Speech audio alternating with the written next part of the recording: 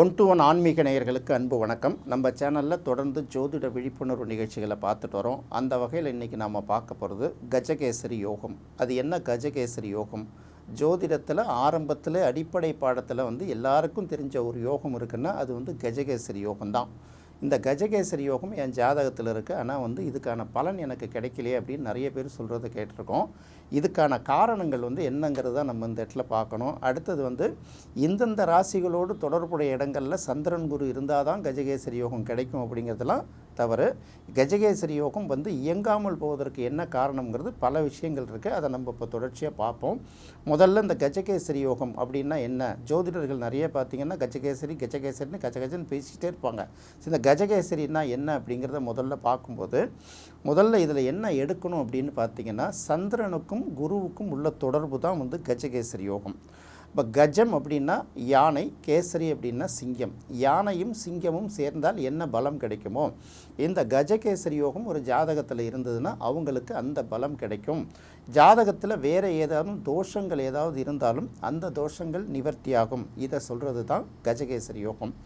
உண்மையிலேயே இது சாத்தியம் இல்லையா அப்படின்னு பார்க்கணும். அப்போது குரு எந்த இடத்துல இருக்கோ அதுலேருந்து 4வது ராசிக்கு சந்திரன் வரும். எப்படி இருந்தாலும் பார்த்திங்கன்னா குரு இருக்கிற இடத்துல இருந்து சந்திரன், குருவும் சந்திரனும் ஒரு ராசியில் சேர்ந்து இருந்தாலும் அல்லது குருவும் சந்திரனுக்கும் இடைப்பட்ட தூரம், சந்திரனிலிருந்து குரு 4ஆம் இடத்தில் இருந்தாலும் அல்லது சந்திரனிலிருந்து குரு 7ஆம் இடத்தில் இருந்தாலும் சந்திரனிலிருந்து குரு 10ஆம் இடத்தில் இருந்தாலும், அதாவது சந்திரன் இருக்கிற இடத்திலிருந்து 1ஆம் இடம் வந்தாலும் சரி, இந்த 4 கேந்திரங்களில் குரு எங்கே இருந்தாலும் இந்த கஜகேசரி யோகம் உண்டு.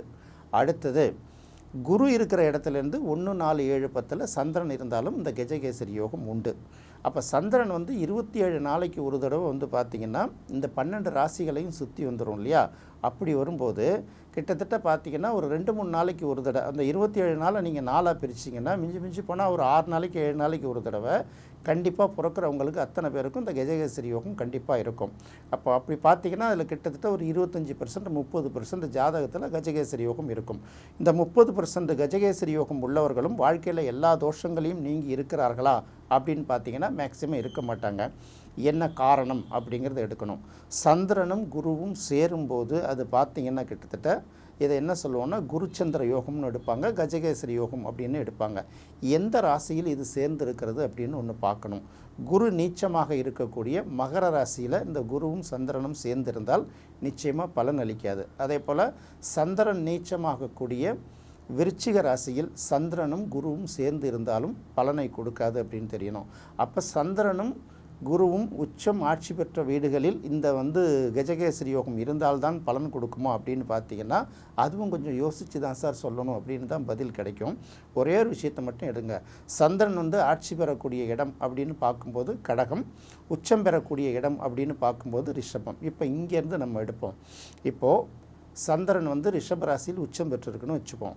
அதிலிருந்து 4ஆம் இடம் அப்படின்னு பார்க்கும்போது குரு சிம்மத்தில் இருந்தால் இந்த கஜகேசரி யோகத்தை நம்ம எடுத்துக்குவோம். இந்த இடத்துல ரொம்ப முக்கியமாக பார்க்கணும். சந்திரன் உச்சம் பெறக்கூடிய இடம் ரிஷபம், ரிஷபத்திலேருந்து 4ஆம் இடம் அப்படின்னு பார்க்கும்போது சிம்மம்.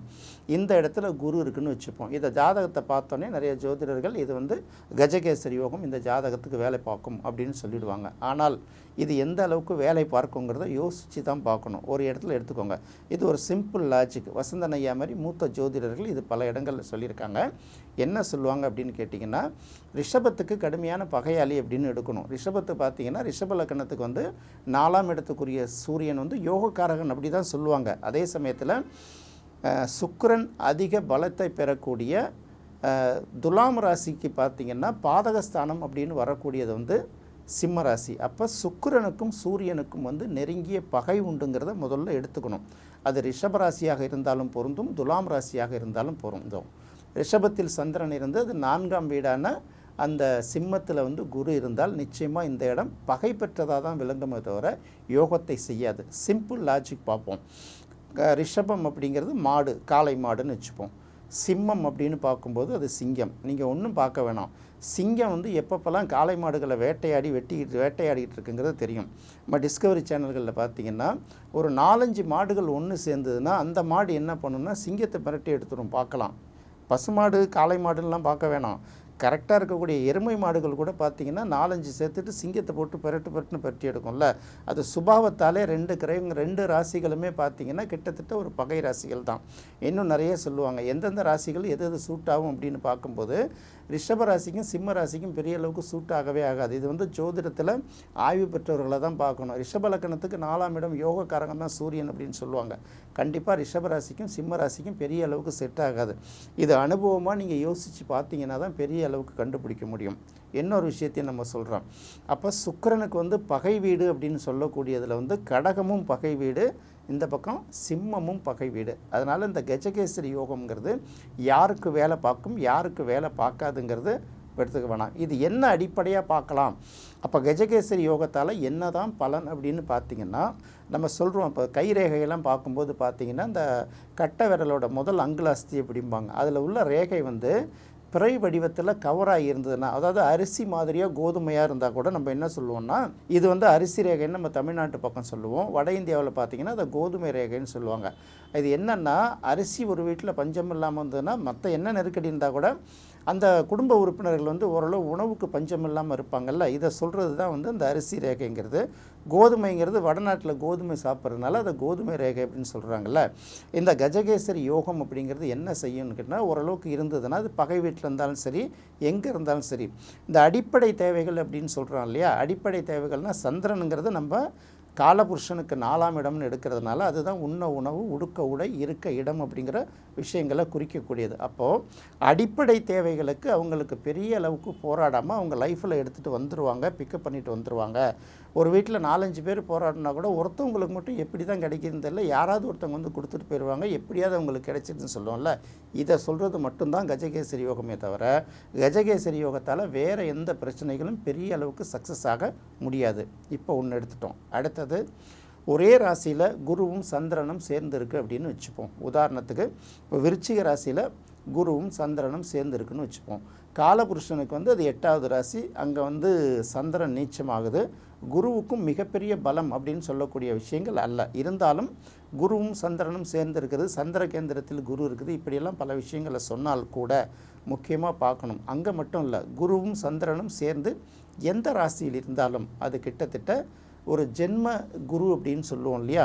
ராசிக்கு வந்து கோச்சார குரு வரும்போது நம்ம என்ன சொல்லுவோம், இதை வந்து ஜென்ம குருன்னு சொல்லுவோம். ஜென்ம குரு சிறைப்படுத்தும்பாங்க. சிறைப்படுத்துங்கிறதுனால நம்ம போய் ஜெயிலில் பிடிச்சி நம்மளை யாரும் உட்கார வைக்கிறது இல்லை. எந்த வேலையும் மூவ் ஆக முடியாத ஏதாவது ஒரு வேலையில் லாக் ஆகிடுவோம், இல்லது வெளியில் கிளம்ப முடியாத ஒரு நிர்பந்தத்தில் முடங்கி கிடக்க வேண்டிய ஒரு சூழல்களை நமக்கு உருவாக்கிடுதில்ல. எங்கேயாவது போகணும்னு நினச்சா கூட போக முடியாது. ஒன்று வேலை நிமித்தமாக இருக்கலாம், எங்கேயாவது போகணும்னு நினச்சா போக முடியாது, கையில் காசு இல்லாமல் இருக்கலாம். சில நேரங்களில் வந்து சில விஷயங்களை பாதுகாக்கக்கூடிய நிலைமையில் நாம் இருந்தால் கூட அந்த இடத்த விட்டு வெளியில் போக முடியாத சூழல் வருதில்ல. இந்த ஜென்ம குரு ஜென்ம சந்திரன் இப்படி தான் சொல்லணும். இப்போ ராசியிலேயே குரு வரும்போது எப்படி ஜென்ம குருங்கிறோமோ, ஜாதகத்தில் இந்த குருவும் சந்திரனும் சேர்ந்திருந்தால் கூட சிலருக்கு வந்து அது ஜென்ம குருவை போன்ற ஒரு நெருக்கடியை கொடுக்கறதுங்கிறத மறந்துடக்கூடாது. அதாவது லக்னமும் ராசியும் ஒரே இடத்துல இருக்குன்னு வச்சுப்போமே. ஒரே ராசியும் அதுதான், லக்னம் அதுதான், 10ஆம் இடத்துல குரு இருக்குது. இப்படி ஒரு பக்கம் பார்த்திங்கன்னா சந்திரன்லேருந்து 10ஆம் இடத்துல குரு இருக்கிறதுனால இது வந்து கஜகேசரி யோகம் அப்படின்னு எடுப்போம். அடுத்தது 10ஆம் இடத்துல குரு இருக்கிறதுனால அவன் பலவிதமான நெருக்கடியை சந்திப்பான், பிச்சை எடுக்காத அளவுக்கு கஷ்டப்படுவான் அப்படியும் ஒரு பக்கம் சொல்லுவோம் இல்லையா. அப்போ இந்த கஜகேசரி யோகம் அப்படிங்கிறது யார் யாருக்கெல்லாம் வேலை செய்யுங்கிறது மெயினாக இது வந்து ரெண்டுமே இருக்கக்கூடிய இடங்கள், ஒன்றுக்கொன்று பகை இல்லாத வீடுகளாக இருக்கிற பட்சத்தில் ஓரளவு வந்து அந்த யோகம் வந்து ஓரளவு நன்மை பயக்கும். அடுத்தது இந்த கஜகேசரி யோகம்னால எல்லா தோஷமும் நீங்கிடும்லாம் பார்க்கக்கூடாது. நம்ம ஏற்கனவே சொன்ன மாதிரி உண்ண உணவு உடுக்க உடை இருக்க இடம், இதுக்கு வந்து பெரிய அளவுக்கு பாதிப்பு இல்லாமல் கொண்டுட்டு போகிற ஒரு விஷயத்தை தான் இது கொடுக்குன்னு பார்க்கணும். என்ன நேயர்களே, கஜகேசரி யோகம்னாலே அவங்களுக்கு எல்லா தோஷமும் நீங்கிடுங்கிற மாதிரி பார்க்காம எந்த இடத்துல இருக்குது, உண்மையிலே அடிப்படை தேவைகளுக்கு போராடுறாங்களா இல்லை அதுலேருந்து ஓரளவு தப்பிச்சுப்பாங்களா அப்படிங்கிறத பலன் சொல்லலாங்கிறத மட்டும் பார்த்து முடிவு பண்ணுங்கள். இந்த நிகழ்ச்சி உங்களுக்கு உண்மையிலே பிடிச்சிருக்குன்னு நினைக்கிறேன். மீண்டும் மற்றொரு சுவையான நிகழ்ச்சியில் சந்திக்கலாம். நன்றி, வணக்கம்.